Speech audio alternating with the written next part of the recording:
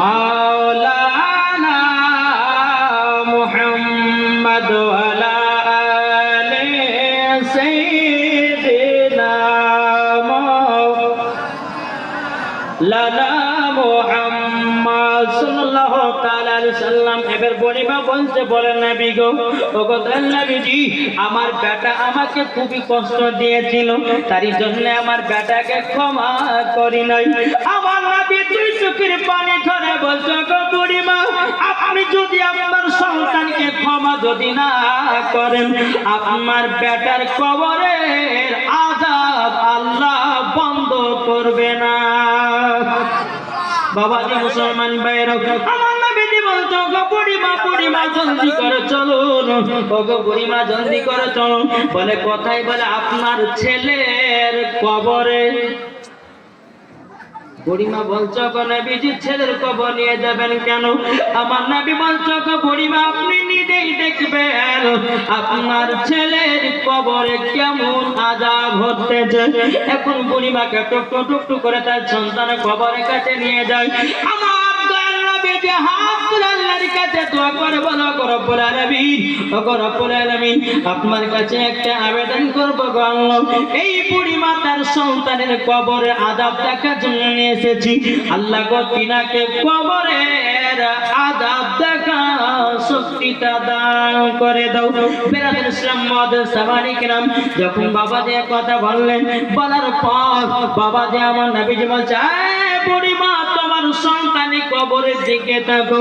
যখন বাবা তাকিয়েছে, বাবাজি মুসলমান ভাইরা, যখন আপনার তাকিয়েছে কবরে দাও দাও করে আগুন জ্বলতেছে, সন্তানটা বলছে, মা তোমার সঙ্গে অন্যায় করেছি, পাপ করেছি, গুনাহ করেছি, মা তুমি আমাকে ক্ষমা করে দাও।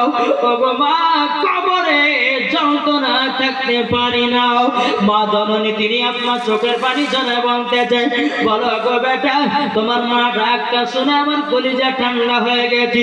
ওগো দয়াল নবীজি, আমার সন্তানকে আমি দিল থেকে মাফ করে দিলাম।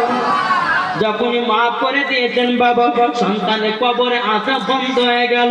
আমার নবীজি বলছে, গো বুড়িমা, আপনি তো আপনার সন্তানকে ক্ষমা করছিলেন না, কিন্তু এত তাড়াতাড়ি ক্ষমা করলেন কেন? বেরাদুল ইসলাম মুআদ্দিস সাহাবায়ে কিরাম বুড়িমা বলছে, বলো গো দয়াল নবীজি, দয়াল নবীজি, আমি মা জননীর 1.5 বছর থেকে বেটার মুখ থেকে মা ডাকটা শুনি নাই। ওগো নবীজি, আমার বেটার মুখ থেকে মা ডাকটা শুনেছি।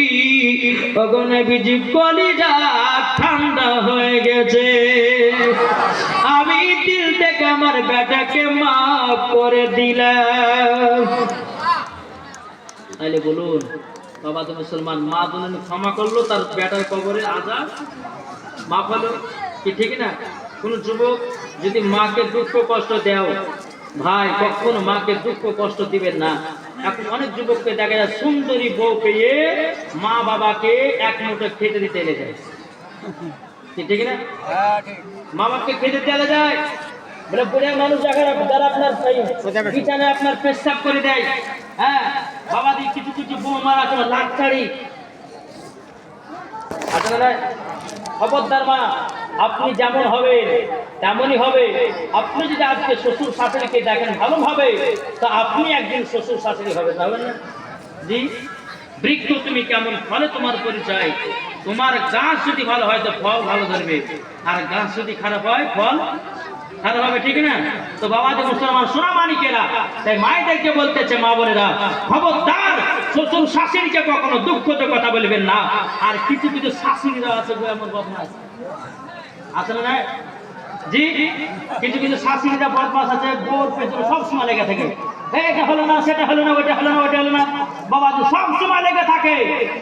কিন্তু আমি সেই মাকে শাশুড়ি, যারা শাশুড়ি যুবক হচ্ছে তাদেরকে বলছি আমি, যে কখনো পরের পিঠি বলে আপনি মেয়েটাকে খারাপ চোখে দেখবেন, এটা নয়। আরে তোমার ঘরের একজন মেয়ে, তোমার ঘরের একজন বউ, আর তোমাকে এটা নিয়াত করতে হবে, এটা আমারই বিটি, ঠিক কিনা বলে? এখন শাশুড়ি যদি বলে যে না আমার বিল্লার পরে যারা যন্ত্রণা করবো, তাহলে এটা শাশুড়ির ভুল। জি, তবে মাকে বলো, মা তোমার